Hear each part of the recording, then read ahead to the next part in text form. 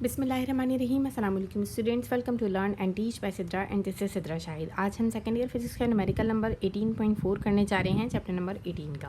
Numerical है in the hydrogen atom an electron experiences a transition from a state whose binding energy is 0.4 electron volt to another state whose excitation energy is 10.2 electron volt. What are the quantum numbers for the states, और ये मालूम करना है। Second पे हमें compute the wavelength of the emitted photon है, और number third पर है to what series does this line belong. ठीक है, तो ये हमारे पास न्यूमेरिकल है। देखें स्टूडेंट्स, इसमें हमें क्या है, एक क्या बताया जा रहा है कि एक इलेक्ट्रॉन ट्रांजिशन एक्सपीरियंस कर रहा है फ्रॉम अ स्टेट, ठीक है, जिसकी बाइंडिंग एनर्जी 0.54 इलेक्ट्रॉन वोल्ट है, ठीक है, और दूसरी स्टेट में जंप कर रहा है। ठीक है, एक स्टेट से दूसरी स्टेट में जंप कर रहा है, और जंप करने वाले जो स्टेट है उसकी बाइंडिंग एनर्जी नहीं दी गई है, उसकी एक्साइटेशन एनर्जी दी गई है। ठीक है, एक्साइटेशन एनर्जी है 10.2 इलेक्ट्रॉन वोल्ट। पहले वाले की क्या दी जा रही है, बाइंडिंग एनर्जी दी जा रही है, और दूसरे वाले की एक्साइटेशन एनर्जी दी जा रही है। ठीक है, अब देख लेते हैं एक्साइटेशन एनर्जी क्या होती है। मैं आपको एक रफ पेज पर बता देती हूँ कि एक्साइटेशन एनर्जी क्या होती है। चलो मैं इधर ही बता देती हूँ। जैसे कि ये हमारे पास यहाँ पर ये ग्राउंड स्टेट है, और ये दूसरा एक और ऑर्बिट है जहाँ पर ये एक्साइटेड स्टेट के बाद दूसरे स्टेट में पहुँचेगा। ठीक है, इसे हम N1 कह रहे हैं, ग्राउंड स्टेट है, और ये इसको यहाँ पहुँचना है। तो इस न्यूमेरिकल में इलेक्ट्रॉन का फाइनल ऑर्बिट जो है, उस ऑर्बिट में जाने के लिए एनर्जी कितनी चाहिए, 10.2 इलेक्ट्रॉन वोल्ट चाहिए। ठीक है, अब हमें ये पता है कि ग्राउंड स्टेट की जो एनर्जी होती है वो कितनी होती है, -13.6 होती है। ठीक है, 13.6 जो होती है हमारे पास एनर्जी होती है ग्राउंड स्टेट की।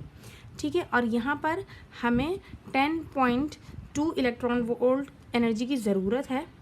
ठीक है, तो अब हम क्या करेंगे, हमें इन दोनों का डिफरेंस लेना पड़ेगा। ठीक है, इन दोनों का डिफरेंस निकालना पड़ेगा। ठीक है, यहाँ की जो एनर्जी है ना वो कितनी है, 10.2 इलेक्ट्रॉन वोल्ट एनर्जी हमें यहाँ पे बताई जा रही है। ठीक है, यहाँ पर इतनी एनर्जी बताई जा रही है। तो अब क्या करते हैं, इन दोनों का जब हम डिफरेंस निकालेंगे तो हमें डिफरेंस निकालने के लिए माइनस करना पड़ता है। इसमें से जब हम इसको माइनस कर देंगे तो हमारे पास जो आंसर आएगा वो आएगा 3.4, और हमें पता है एनर्जी हमेशा माइनस में होती है, तो हम इसको माइनस में ले लेंगे। यानी न्यूमेरिकल में जो हमारा फाइनल ऑर्बिट है उसकी बाइंडिंग एनर्जी हमारे पास निकल गई, वो कितनी है, -3.4 इलेक्ट्रॉन वोल्ट हो गई। ठीक है, अब हमें पता है कि बाइंडिंग एनर्जी ऑफ इलेक्ट्रॉन के लिए फॉर्मूला क्या होता है, लिख लेते हैं।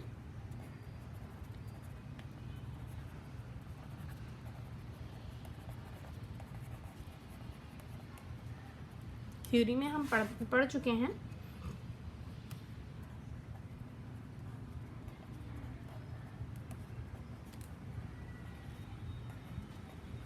और वैल्यू आएगी इलेक्ट्रॉन वोल्ट में।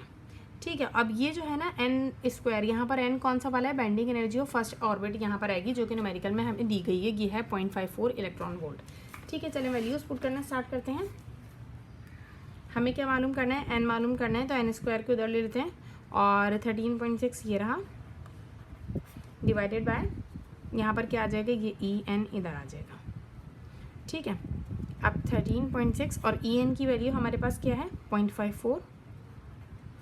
अब जब हम इसको डिवाइड करेंगे, ये रही ना value 0.54 electron volt binding energy हमें फर्स्ट ऑर्बिट की दी गई है ना, तो ये हमने यहाँ से कर ली, और जब इन दोनों को डिवाइड करेंगे तो हमारे पास आंसर आता है 25.16।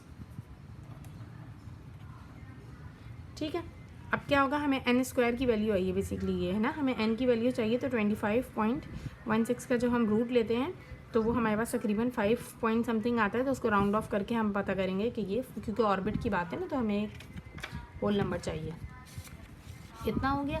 अब हम मालूम करेंगे कि अनदर ऑर्बिट, जो दूसरा ऑर्बिट है, उसकी बाइंडिंग एनर्जी के लिए चाहिए। उसकी बाइंडिंग एनर्जी मालूम करने के लिए हमारे पास सेम फॉर्मूला होगा, क्या होगा, बस फाइनल ऑर्बिट का नाम आ जाएगा यहाँ पर 1/p², क्योंकि फाइनल ऑर्बिट है, और मल्टीप्लाई बाय 13.6 हो जाएगा, जो कि जैसे कि पहले वाले में था। ठीक है, अब p² की वैल्यू निकालनी है, तो दोबारा से फॉर्मूले को सेट कर लेते हैं। 13.6 डिवाइडेड बाय 3.4 आ जाएगा, 3.4 वो जो हमने वहाँ से निकाला था, इज इक्वल टू, जब हम इसको डिवाइड करते हैं तो हमारे पास आंसर 4 आता है। तो p को जब हम रूट में लेंगे तो इसका रूट ले लेते हैं, तो हमारे पास p की वैल्यू आ जाएगी जो कि 2 के बराबर होता है, इसका रूट हमें पता है। ठीक है, यानी कि इलेक्ट्रॉन जो है 5th ऑर्बिट से कौन से ऑर्बिट में जंप कर रहा है, ये हमारे पास सेकंड आया ना, पहले वाले का आंसर हमारे पास 5 आया था, तो 5th ऑर्बिट से सेकंड ऑर्बिट में इलेक्ट्रॉन जो है वो जंप कर रहा है। ठीक है, अब हम इसकी वेवलेंथ भी कैलकुलेट कर लेंगे जब हमारे पास ऑर्बिट्स आ गए। सही है, नाउ कैलकुलेट वेवलेंथ। वेवलेंथ के लिए हमारे पास फॉर्मूला होता है 1/λ is equal to r infinity 1 यहाँ पर हमारे पास फाइनल ऑर्बिट आएगा। फाइनल ऑर्बिट क्या था, सेकंड ऑर्बिट था, उसका स्क्वायर माइनस 1/फर्स्ट ऑर्बिट का स्क्वायर। ठीक है, 1/λ वैल्यूज पुट करनी स्टार्ट करते हैं। इज इक्वल टू इन्फिनिटी की वैल्यू, हमें आर इन्फिनिटी की वैल्यू 1.097 एक्सपोनेंट 7 होती है, और 1/2 का स्क्वायर 4 माइनस 1/5 का स्क्वायर 25 आ गया। ठीक है, अब 25 1 जा 25 और 4 1 जा 4 होता है, एलसीएम लेके हम इसका करते हैं 25 माइनस 4 डिवाइडेड बाय 100 हो जाएगा। 1.097 एक्सपोनेंट 7 1/λ की वैल्यू आई है। अब हमें लैम्डा की वैल्यू निकालने के लिए क्या करना पड़ेगा, रेसिप्रोकल लेना पड़ेगा। ठीक है, रेसिप्रोकल लेंगे तो हमें पास लैम्डा की वैल्यू आ जाएगी जो कि क्या है 434 मल्टीप्लाई बाय एक्सपोनेंट -9 मीटर। ठीक है, -9 की जगह नैनोमीटर भी लिखा जा सकता है। ठीक है, अब हम कह रहे हैं कि क्योंकि देखिए हमारे पास क्या है, फाइनल ऑर्बिट 2 है, तो फाइनल ऑर्बिट में कौन सी सीरीज़ होती है, बाल्मर सीरीज़ होती है। तो सीरीज़ कौन सी हो जाएगी, जो नंबर सी में इन्होंने पूछा है, बाल्मर सीरीज़। Thank you.